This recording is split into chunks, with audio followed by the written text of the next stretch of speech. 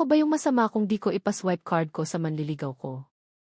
I, 23, and my suitor, 26, have been dating for 10 months now. He's not officially my boyfriend. I'm still in my last year in college while he's working na for 4 years na. He's a great guy, not gonna lie, but his financial decisions are kinda red flag sa'kin. Background sa'kin, I'm a graduating student from known university. My parents' allowance is my source of income. My allowance is more than enough for my daily expenses since I own a condo naman in Taft. My family has a successful business, and my parents always taught us to be financially responsible. Background lang niya is he's from a family with financial problems. Mostly because of poor family planning and bad financial decisions. Sa first family ng mom niya, siyam silang magkakapatid, and sa second family naman ng mom niya, 4 naman yung kapatid niya doon. Yung manliligaw ko yung firstborn kaya napilitan maging breadwinner. Ang pinakabata sa kanila is around 1 or 2 taon old pa lang. His biological father died when he was 16 and yung stepfather niya naman is tamad, hindi tumutulong sa bills.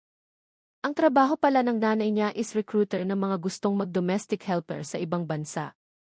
Bata pa lang daw, tumayo na siya sa sarili niyang paa and di na daw nakikialam sa poor financial decisions ng mom niya. When we first met, he was just broken up with his girlfriend of 4 years and he's also taking a break from his training job. He said he was pursuing his dream of opening his own clothing line, and this runs in basketball which he organized.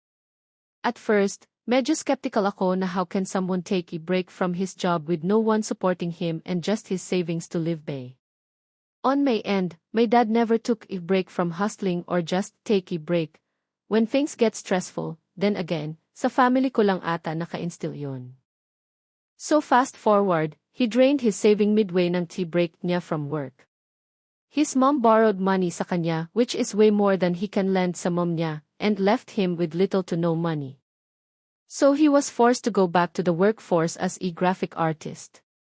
Wala pang 1 month nakakabalik siya. He resigned kasi feeling niya mina-micromanage siya and toxic daw. Then he got new job and wala pa din 1 month, nag-quit ulit dahil toxic na naman. He keep on hopping from one work to another. Sa family nila, mahilig sila maghiraman to the point na yung only source of income niya, laptop, nasira ng kapatid niya, and walang pangpagawa kapatid niya, and his mom is not paying for it daw. Then again, I was looking at another way para makabili siya ng laptop. And remembered meron siyang car na pinahiram niya sa mom niya to recruit people. I suggested na since work from home yung setup niya. But di niya ibenta yung car. And behold, binenta na pala ng nanay niya without his knowledge and took all the money from it para ipagamot yung tita niyang may problema sa matres. Kinonfront naman ng manliligaw ko yung nanay niya pero iniyakan lang siya and sabing need daw nila maghati sa pagpapagamot ng tita niya. Kaso di naman sila close ng tita niya. Again, he drained his saving from the little break he had from work and him lending his laptop sa kapatid niya and breaking it so at first, I tried helping him out, finding ways kung paano siya makakapag-work without buying a laptop. Ang unang pumasok talaga sa isip niya is makiswipe sa friends niya. Since wala pa siyang credit card at wala siyang paycheck to apply sa credit card, gusto niya daw makiswipe para makabili ng brand new MacBook Pro. As expected, walang nagpaswipe sa kanya kesyo over limit na daw sila o kaya kakabili lang ng appliances ganun. Di ako nag-volunteer makiswipe siya sa akin kasi sabi nga nila, don't lend money you can't afford to lose, and girl, di ko kaya magbayad para sa bagong MacBook Pro. So ang ending, nakikihiram siya sa akin ng MacBook ko na ginagamit ko sa school. Nakikistay din siya sa kondo ko, rent-free. And sa 7 months na nakikistay siya sa akin. Once lang siya nagbayad ng kuryente, pilit ko pa na maghati kami. Once lang din siya nag-grocery kasi wala daw budget. Nadrain na ako. Now na nasa province ako, hiniram niya laptop ko for work niya, ay may upcoming final defense ako and mag-out of the country ako for a month, gagamitin ko din siya for the classes abroad. Naghinta ko na ibalik na sa akin laptop ko kasi online defense namin, pero di nakaramdam. So ngayon na-torn ako if papahiramin ko ba siya ng pera pangbili ng second-hand na MacBook Pro since 2 months pa lang siya bumabalik sa work and di sapat pera niya. Feel ko kasi pag binawi ko MacBook ko ngayon sa kanya, magre-resign o tatanggalin siya sa trabaho niya kasi wala siyang laptop. Nalaman ko din sa 9 months na yun, may mga pinagtataguan pala siya na di niya binabayaran na utang at isa dun yung ex niya for 4 years. Also, last December, nagpasabay siya bumili ng shoes from Japan. Inabonohan ko muna pero nakauwi na ako sa Pilipinas at 7 months na, di pa din bayad. Wala daw kasi siya work.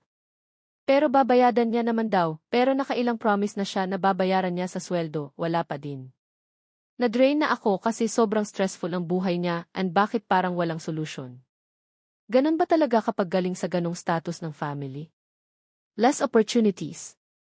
Or is it because he also got the financial problems his parents has? Ako ba yung mali kasi parang kahit marami akong resources, di ko siya mapaswipe ng card ko dahil pangit background niya sa akin sa financial decisions niya. Ako ba yung mali kasi I want to leave him? Update, I took my MacBook already and ghosted him.